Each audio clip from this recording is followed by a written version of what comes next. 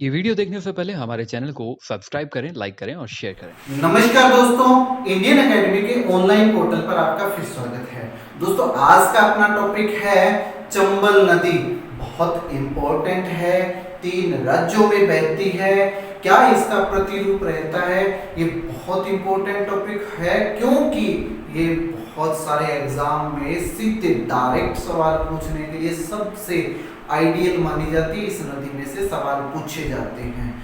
तो स्टार्ट करते हैं हम आज का वीडियो। देखें, इसमें सबसे पहले हम इसके नाम की बात करेंगे। नाम चंबल नदी, जिसको चमणवती नदी भी कहते हैं, जिसको कामधेनु भी कहते हैं। कामधेनु भी, ये ध्यान में रखने, इन नाम में से आपसे सवाल पूछा जा सकता है। एक नदी का यदि उद्गम क्षेत्र से लेकर के और पतन तक यदि आपको सारा वर्णन पता है तो आपको उस नदी में से कोई भी सवाल पूछ ले आप इजीली कर सकते हैं। हम उसके उद्गम स्थल से स्टार्ट करते हैं और पतन की तरफ चलते हैं तो देखते हैं इस पे कौन से बांध आते हैं, कौन सा बैराज आता है, कौन सी इसकी सहायक नदियां हैं, कौन से इसकी नहरें हैं, क्योंकि नहर का भी संबंध इससे है, और कौन कौन से जिलों से राजस्थान से बहती है, मध्य प्रदेश में कहां बहती है, उत्तर प्रदेश में कहां बहती है। ये सारा वर्गीकरण इस चंबल नदी में हम करेंगे। शुरुआत देखें जाना पाव की पहाड़ी से। जाना पाव की पहाड़ी कहां पर है? ये मध्य प्रदेश में है। मध्य प्रदेश में जाना पाव की पहाड़ी है, 616 मीटर ऊंची। 616 मीटर ऊंची। जो भी लाइन बोल रहा हूं वो सारे के सारे इंपॉर्टेंट सवाल हैं और रिपीट होने वाले सवाल हैं, इस पर गौर करना। 616 मीटर ऊंची एक पहाड़ी है मध्य प्रदेश में, जाना पाव की पहाड़ी।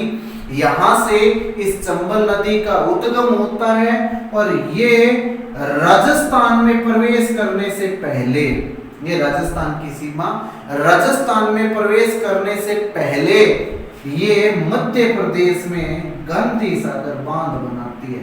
अब ये ध्यान रखना, सवाल पूछा गया इस पर कि निम्न में से कौन सा बांध राजस्थान में नहीं है, तो आपने ध्यान रखना है गांधी सागर बांध जो है वो राजस्थान में नहीं है, वो मध्य प्रदेश में है।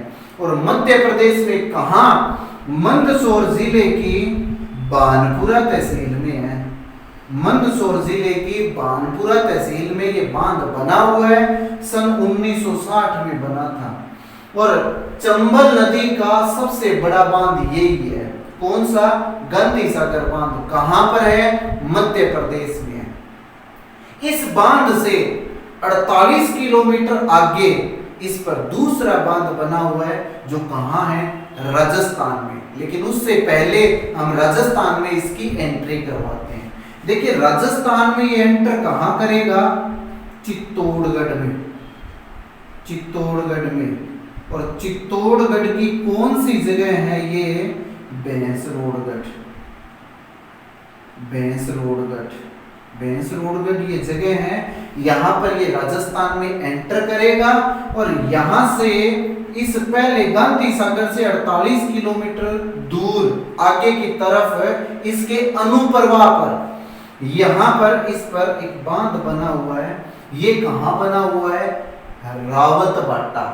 रावतभाटा चित्तौड़गढ़। रावतभाटा चित्तौड़गढ़।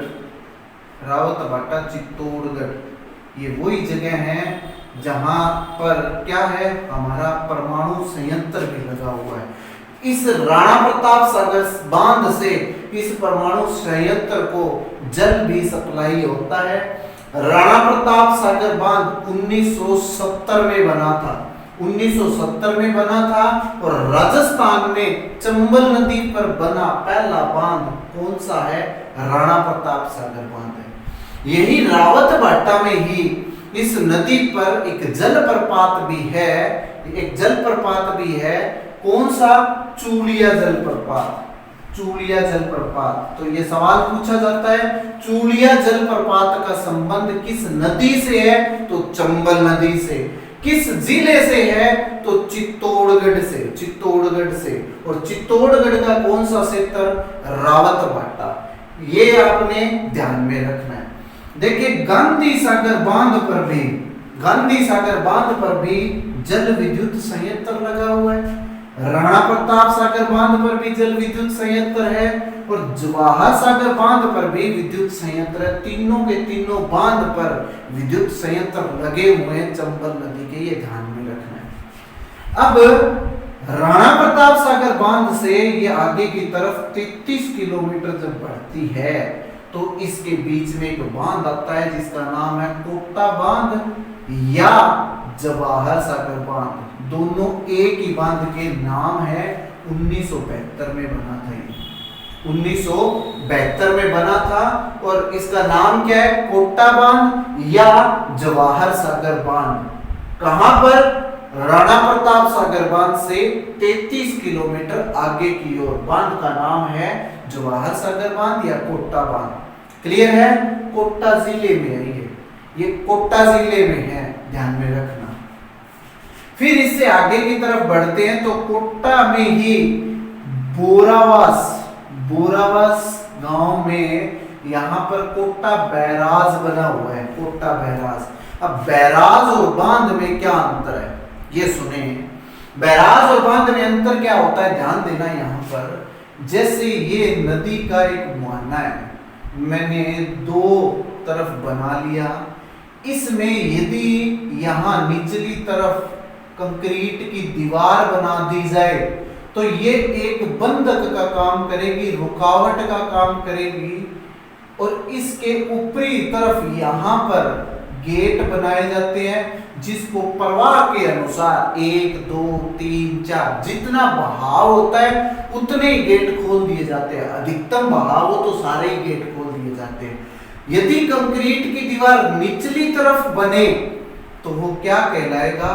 वो बांध कहलाएगा, बांध। और यदि ये उल्टा हो कि यहां पर नीचे की तरफ यहां पर गेट बनाए गए हैं और ऊपर की तरफ यहां पर ये कंक्रीट की दीवार बनाई गई है तो ये क्या कहलाता है? ये बैराज कहलाता है, बैराज, बैराज। बैराज के यदि सभी गेट खोल दिए जाएं और सारा पानी निकल जाए तो एक बूंद भी पानी ना रहे, ऐसी सिचुएशन हो सकती है।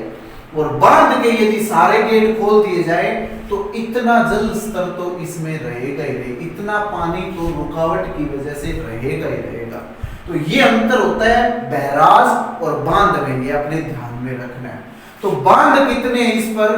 3 बांध है और बैराज कितने इस पर? एक ही बैराज है। कौन सा? कोटा बैराज, जो कहां बना हुआ है? बोरावास कोटा में। क्लियर है? अब जो बोरावास कोटा में बांध बना, ये बैराज बना हुआ है, ये जो इससे पहले का जवाहर सागर बांध है उससे 16 किलोमीटर आगे है। और यहां से 2 नहरें निकाली गई है। नहर और नदी में अंतर होता है। नदी प्राकृतिक होती है जैसे चंबल नदी, नहर कृत्रिम होती है जिसको सिंचाई के लिए, पेयजल के लिए मनुष्य अपनी सुविधा के लिए बनाता है। तो 2 नहर बनाई गई है, एक तो इसके बाएं किनारे की ओर निकलती है और एक इसके दाएं किनारे की ओर निकलती है। क्लियर है? जो दाएं किनारे की ओर निकलती है वो काली सिंध और परवन नदी को पार करके मध्य प्रदेश की तरफ जाएगी। क्लियर है? कहां से? काली सिंध और परवन नदी को पार करके मध्य प्रदेश में प्रवेश कर जाएगी ये नहर। ठीक है? काली नदी कौन सी? जो मध्य प्रदेश से आती है और पलायता 12 में एक होकर के नोनेरा कोटा में कहा मिल जाती है? चंबल नदी में मिल जाती है, काली सिंध और परवन नदी। क्लियर है? इसकी डिटेल से चर्चा हम करेंगे जब राजस्थान का पुआतंत्र करवाऊंगा।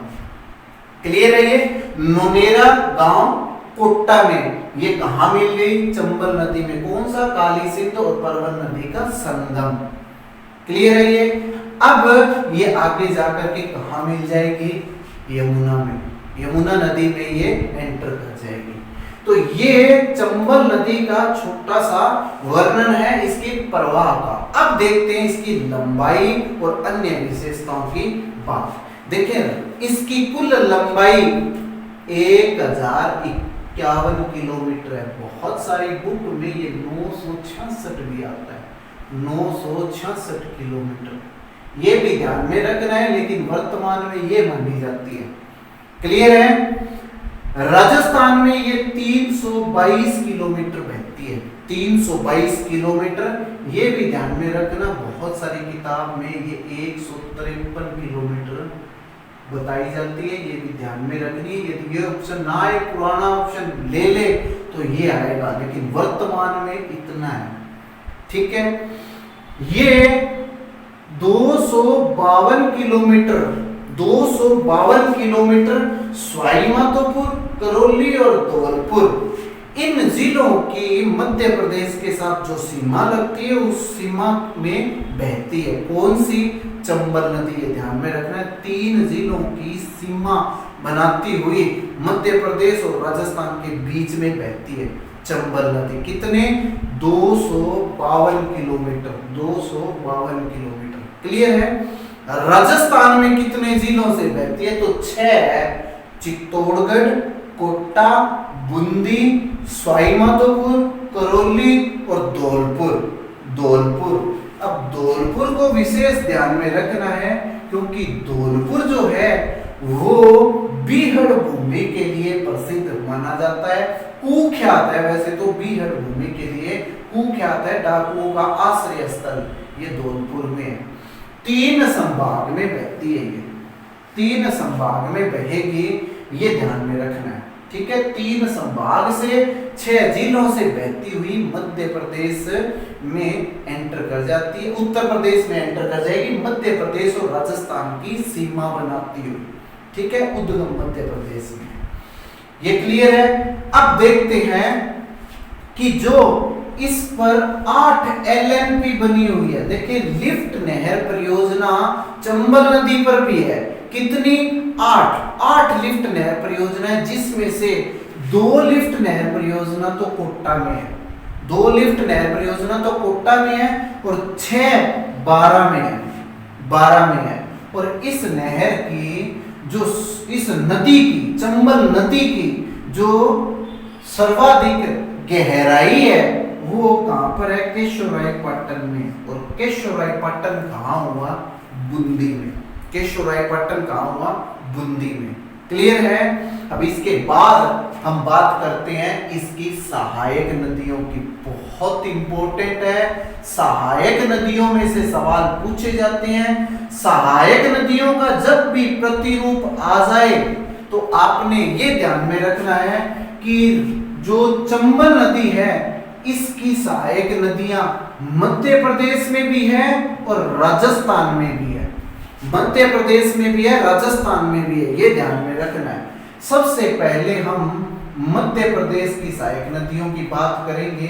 संख्या में 3 है, संख्या में 3 है। मध्य प्रदेश में जो चंबल नदी में आकर के सहायक नदियां मिलती है वो संख्या में 3 है। कौन कौन सी? सिवान, रेतम और शिप्रा। सिवान, रेतम और शिप्रा।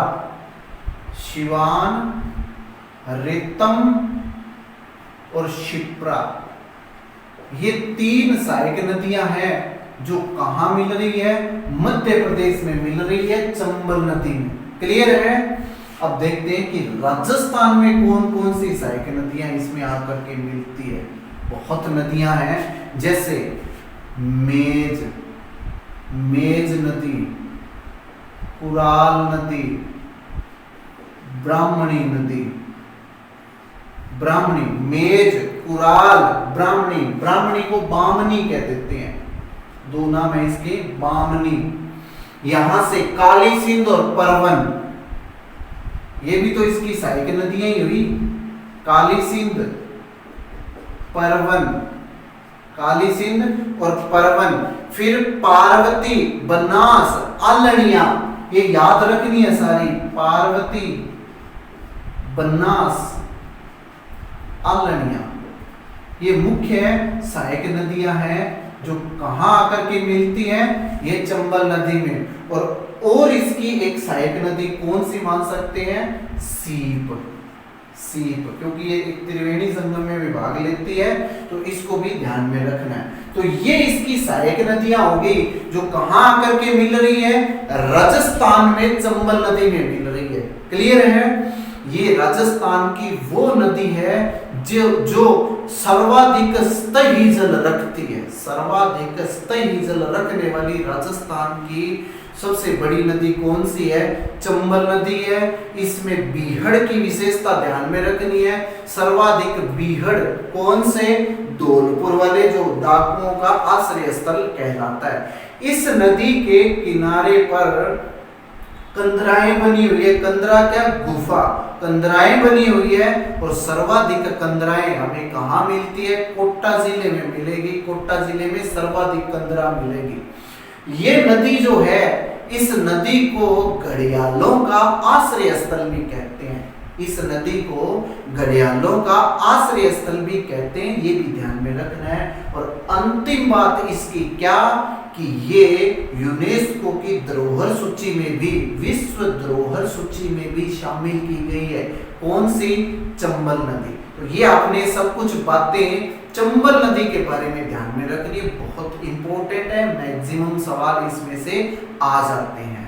तो ये था हमारा आज का वीडियो। उम्मीद है आपको बहुत पसंद आया होगा। धन्यवाद।